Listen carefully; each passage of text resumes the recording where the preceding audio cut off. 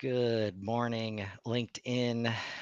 Good afternoon, those across the pond, wherever you might be watching or listening to this. Happy Thursday.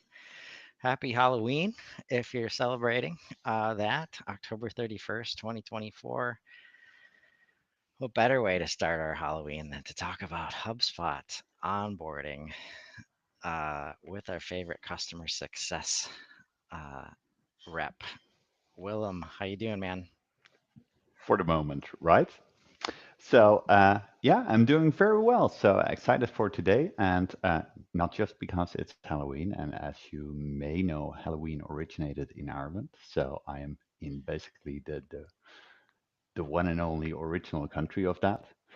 Uh, and yeah, today we will not just be talking about when things go right, but also, well, when things don't necessarily go as planned. So very excited about that. Yeah, no, I think that's an active conversation to be having right now because we are hearing that a lot. Um, so let's dive in. You got, some recent experiences to talk about that I think highlight the problem that we're all experiencing very, very well right now. There's so much value, that could be provided by this platform, and it's in the habit right now is talk about the new stuff, right? When we get into these portals, and it's like you say you have this goal, but I don't what happened? Like tell us what's on But your also, mind what related to is that. your goal? And for the listeners, I'm still gonna give a little bit of clarity about what a customer success manager is. I work with roughly 140 customers for who I try to help them make the most out of HubSpot, basically, and increase the usage and make sure that everything works as it should. That does not make me a replacement of a partner in any way, shape, or form. And it also, since I have 140 customers, it doesn't allow me the time to do a full portal audit or anything like that. But I do go into the portals every now and then and I wonder like, ooh, what are we going to talk about today? So then it will really be like, okay, what do I see as the low hanging fruit? And some of the recent experiences are about, for instance, about the emails. What I mentioned is that you see people who started in a portal who maybe followed an academy course about how do I actually send out an email and how do I create a list. And once that is all, and I'm going to use wording that you don't like, but once that is all done and basically finished that list, then you can keep using that list indefinitely. And after some time, you get like one third of the contacts that you send it to actually get the email, and two thirds don't get it because what you didn't quite get or were not explained is that you actually, if you send out an email, that you should check what is going on. What do we do with the bounces? Have a strategy around that. What do we do if it was not delivered? For what reason? And then the question to you is that onboarding? Is that training? Is that portal setup? What exactly is that?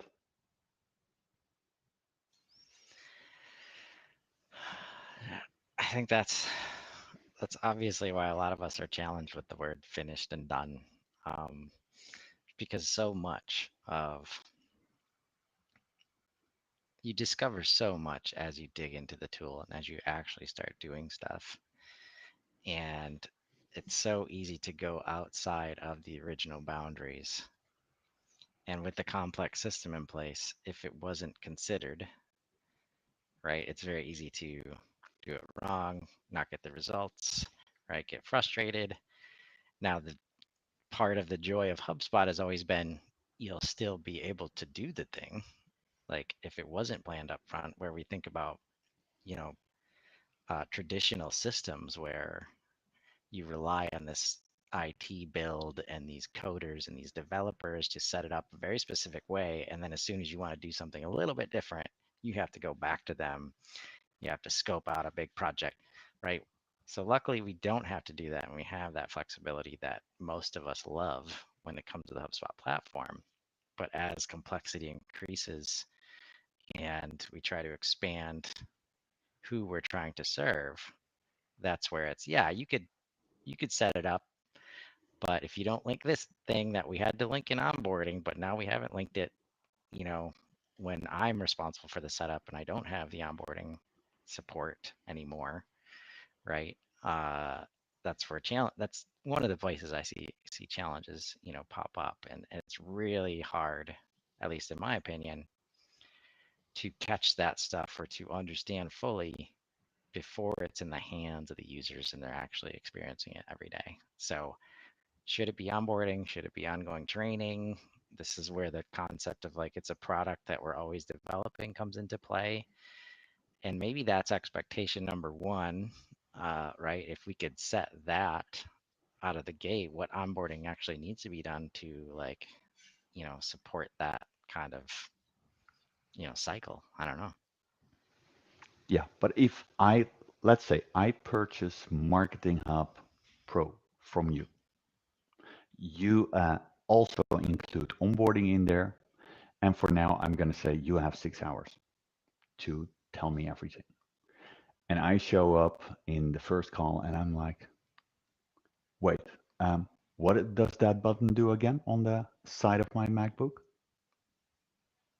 Oh, that's not a button. Right. Hmm. Oh man. And you go out of your way, you spend not the 6 hours that you initially thought that you would spend, you spent for now, let's say 10 hours with me. Have you explained me how to create a rule for the bounced emails? Probably not. And that really is like, will I feel like I've gotten a lot out of it? Likely, yes, because I went from 0 to point 1.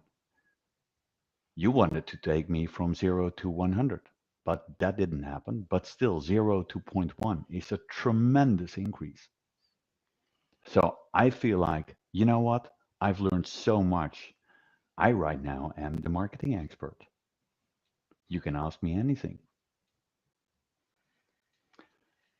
And I think that with that, there's a lot, and we talked about this, but there's a lot of expectation setting. And how well can you, as a partner, really understand my level of needs and my goals unless you really write it out? And I think Yeah. that that really is a challenging thing because it sounds so simple. But you never thought when you, let's say, that you signed the deal to do onboarding, that I would know that that thing on the side of the MacBook is really a USB port instead of a button. And you Yeah. were not prepared for that question. Oh man. So many flashbacks. Yeah. This is why we're here, right? Like all we can do from that perspective is educate on what should be happening in the onboarding, like after buying a product like HubSpot. Because so often, oh man, and it's frustrating as all hell. Like Yeah, it brings back memories, right? when you have to deal with IT problems for half the call, like it's unacceptable. It should be unacceptable to the customers that have invested in this onboarding, but since they don't really know often, like we haven't set good expectations of, this is what needs to happen on this side, this is what you're responsible for, this is what we're responsible for. And obviously, we're not selling the product if we give them this huge laundry list of things that they need to have in order in order to get value out of HubSpot. Oh, no, we talk about the value props, talk about the benefits. Yeah, you're going to be sent out emails, but we don't give them the 10-page guide about how to set up domains and all the things that they need to have their shit together for in order to do this, right? Then it would be much harder to sell the product Yeah, because they don't have time for that, even though most of the time it can be already done. They've already done it for other purposes. They're obviously emailing, some stuff is set up, but like fingers understanding that crossed. boundary, right? Of just here's what you're responsible for as a customer. And if you want the most out of onboarding, if you want the most out of HubSpot, you need to have like like up to date laptops, like so that it doesn't take us an hour to go through this one thing that should take seconds because the laptop performance, the bandwidth coming into the bit, like my God, dude. Like, yes, you've hit a button there. Yeah, thought so. But still, with this, you can likely also see that I'm kind of, if I move that, I won't really move that well in the video. And, you know, technology is not always where you want it to be, but there should be some very clear expectations about, okay, what do we actually get? What kind of effort should we put in?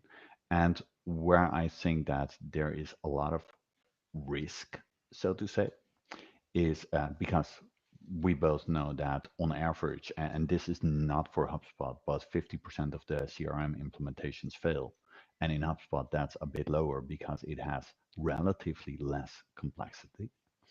But if you are a CRO, so Chief Revenue Officer, you should really consider like, okay, I'm going to spend a whole lot of money purchasing a platform that has a 50% failure rate. It is not just the purchasing of the platform, but it's also the entire amount of hours wasted, I would almost say, trying to make something work and beating a dead horse and the frustration around that. How can we prevent that? And that really is like, okay, did we do enough there? Or did we just purchase a package and think that we can open the box and it will, you know, do everything itself? Yeah, and we're only gonna get there once agents, like AI agents, get involved. As you're talking about this out loud, I'm thinking of like, it took at one place I worked, it took 2 years after like COVID changed everything, where 2 years of everybody getting on video calls all of a sudden, all day, right? Using new technology, it naturally must have been going through the growing pains of digital like systems because they're not as fast as they're sold, like because it took us that long to upgrade the bandwidth coming into the building, right? Like for it to be painful enough to say it to IT in the right way that maybe we should do this upgrade, which is a very, very low cost compared to how much time it's adding onto everybody's process. And that's where this need for training on every front, it's like those teams did not had never had to ask for anything like that before. So it didn't come to mind like maybe this isn't just my system.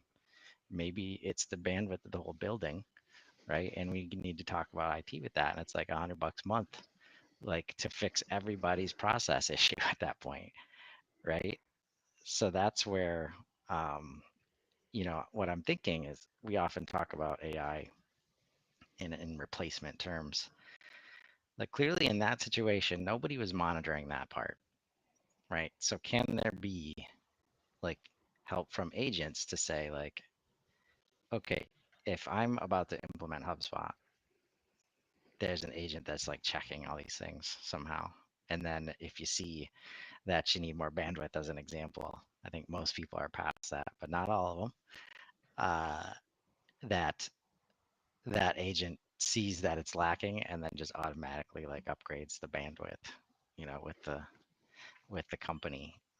Is as you talk through it, it's probably the only way. Like we create true plug and play softwares because I know that SaaS takes this for granted.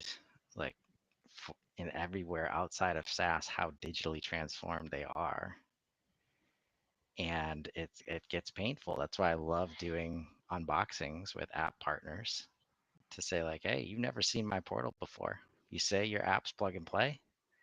My data model might be crap. And if it Yeah. is, your app's not going to work, right? So it's okay to do that live because then we can teach everybody like why it's not plug and play and when it is plug and play. And it's the same thing with the software, right? How ready are you as an organization? How ready are your processes? How ready are your goals and expectations to even start using HubSpot, right? It would be nice, honestly, if that's what onboarding was, in my opinion. Like, just are we ready to use HubSpot? Can we handle that? Yeah, but that kind of transitions me into thinking about the other use case where things may not always go the way people want. Can I use, and yes, this is a trick question. Can I just send out emails and do a marketing thing without using the campaigns tool?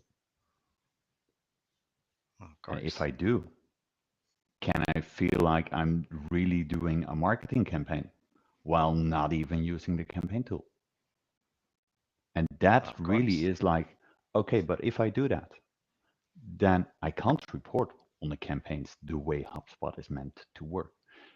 If I do that for years, will I know what I'll be missing? Or will I feel like, no, I'm using the tool completely correct? And who says that I'm the person who actually went originally through the onboarding?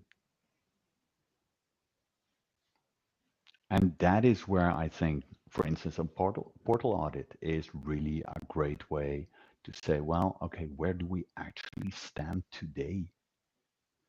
Are we utilizing everything? Are we actually sending out everything? And when should the first portal audit be happening? Should that not be happening straight after onboarding? Yes. Uh, if only just to confirm that the customer knows like what just transpired, Yeah, right? if you do that shortly after onboarding, maybe not, the data onboarding is finished and you have said, ooh, this is how to send out an email. But let's say you do it a month later. Are you actually using the emails? Are you actually using the campaigns? Or did you just not pay attention when I explained that? And that's fine, that can happen. But let's address that. How much does that actually cost doing something like that? If you compare that a little bit to the total cost of ownership, uh, keep the return of investment in mind, isn't that a little bit the same as you mentioning, well, we take 2 years to increase the broadband speed? And if you have Yep. the knowledge in-house, that's fantastic. But are you sure you have? Right. Oh man, that brings up a. Oh, it always comes back to awareness, in my opinion, right now. Like, because it's difficult for anybody to be completely aware of what HubSpot is in its current state, not only as what's available, but how it is in your business, right? That's why I'm starting to talk about this from an admin perspective. Your number one job is awareness, like both from what's available, how to answer questions and troubleshoot as it relates to the platform, uh, where to go for support, things like that, but also how to represent it, to your team in what's available and process improvements like data insights, stuff like that. And I was having a conversation yesterday um, where there's multiple people.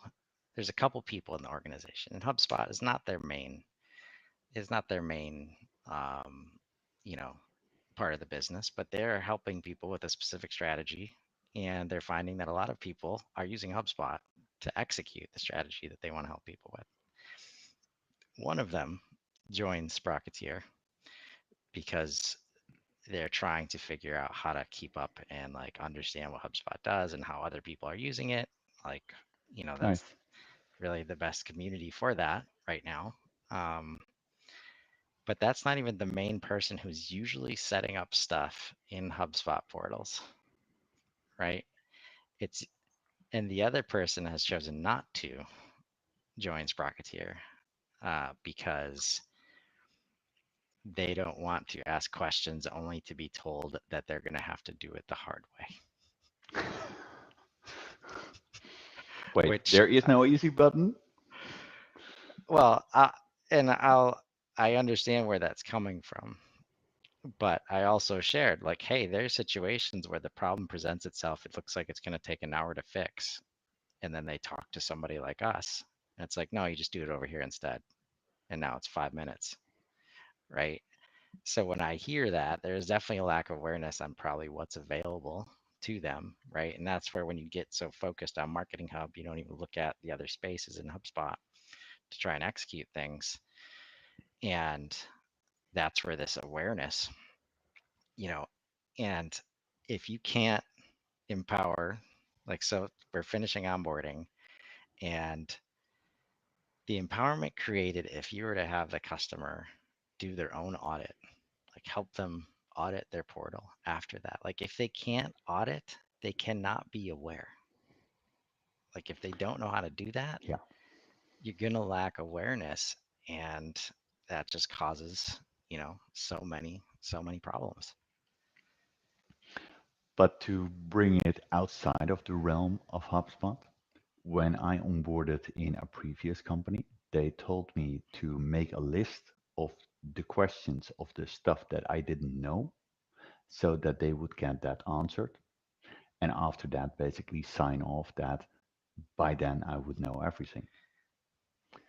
And I don't know if you see the stupidity basically of that whole request. Tell me what you don't know so we can Yeah. teach you just that. Realistically, that is kind of the same with a platform as powerful as HubSpot. I've been actively working with it for now for 3 years, and I know that that's nothing compared to uh, the other folks. But I just basically in the bootcamp that for custom cards that I am participating in, I am a little bit like, yeah, maybe I should have known how to code a custom card before. Maybe that's the work of a partner. I don't know. But if you don't know what is possible, you are not going to ask a partner to build something like that for you. Yes. No. And I hope you understand that I'm in a somewhat different position than most HubSpot users, because for me, it makes more sense to just struggle along and build something myself than to be efficient and ask somebody else to do it for me. Because, well, that's just part of my role and working for HubSpot. Yeah. No, and that's where the expectation that I've seen from some as far as like how much knowledge you, Willem, as a customer success manager should have. It's crazy. Like can't be everywhere at once, can't know every use case, especially once you get out there and see how people use this in every different way, like imaginable. Like, sure, there's some standardization that can happen, but most of it's, I would say, in a very traditional aspect that's actually holding people back. Like when you do find that standardized approach, like, oh, this is how we use deals, it's like, yeah, you could be doing so much more. Uh, and we haven't grown out of that mindset. So that's where it's, being able to ask the questions, just, but much more from a what do you know perspective. Like Yeah, what is the current state, right? Like if we don't know that, this first level of I don't know these things is gonna immediately vanish and open up a whole new world of things that I don't know, right? So I yeah. like you bring it up that way because that is, I think, a less than valuable way to try and like prepare somebody, for an onboarding or a training, because as soon as you get all those questions answered, you're having 10 more. right? And then Yeah, what? Are we and done? they But we're keep done with the coming. onboarding. So sorry, Willem, we can't get those answers anymore. Like, what's the plan there? I Yeah, but that and if correct me if I'm wrong here. In yeah, that case, the mindset, the plan is we've got to create some kind of scope deliverable to know when we're done. Is that often like the feeling when we do stuff like that? I think it really is like, okay, so we have for onboarding, for instance, let's keep it at something simple.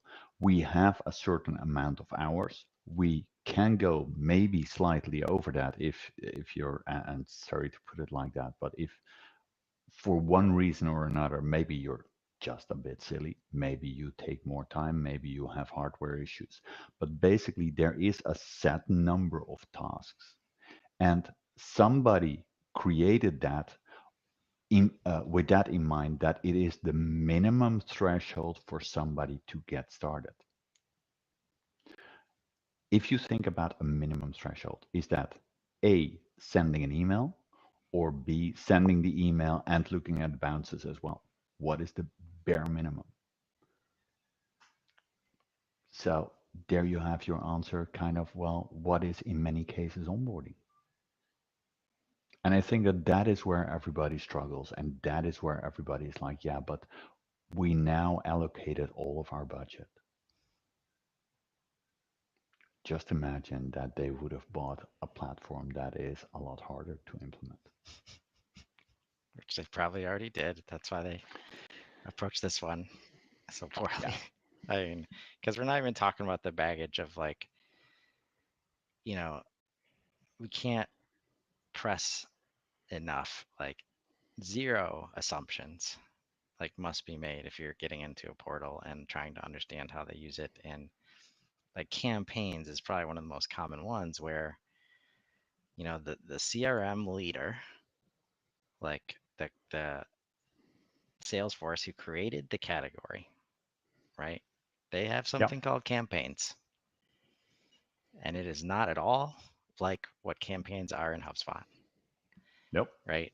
So when you see somebody thinking they're using campaign, you can see some stuff has been done, like, and you just go like, "Oh, you're using campaigns? Like, how's that working for you?" Like, "Oh, it's working good."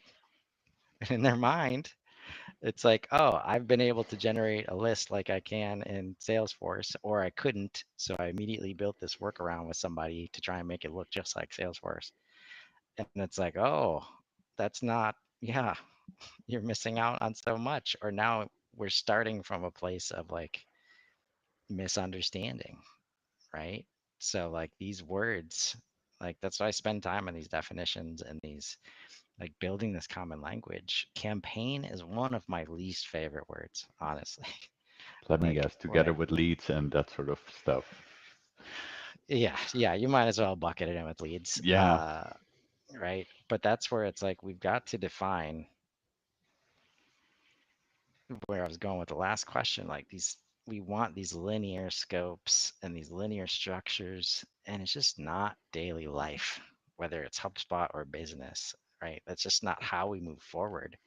So when we do these things because we need to know when it starts, when it ends, am I paying uh, the right amount? Am I getting what I'm paying for? All these like superficial questions that we need to figure out. I mean, that's why most people, especially from a consulting agency, partner perspective, we know that the best outcomes are from committed relationships, not unlike a bunch of areas in your life. Like if you imagine that like you were hiring people and it was always like trying to get it done in less than 3 months and then you're going to move on to the next employee, like that makes zero sense.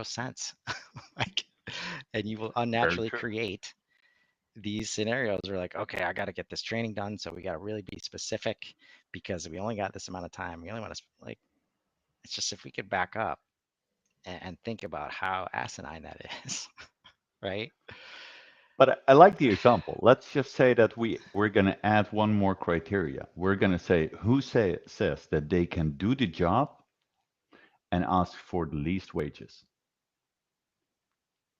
We're not going to ask for references or anything like that. Doesn't that kind of work with agencies as well? Yeah. And Yeah. like imagine if like what would your expectations be if you found somebody out there that could fill a role in your company and they said they would work for free or they would work at some like ridiculous rate that nobody you've been experiencing right now would work for that rate. Like, yeah, Yeah. maybe this is a new analogy we can we can we can dig into and communicate because that's the thing. Like, and no, there's so many other places in the business where we operate in a very rational, um, proven, trusted way, and then we just lose all of that. It's not just marketers anymore.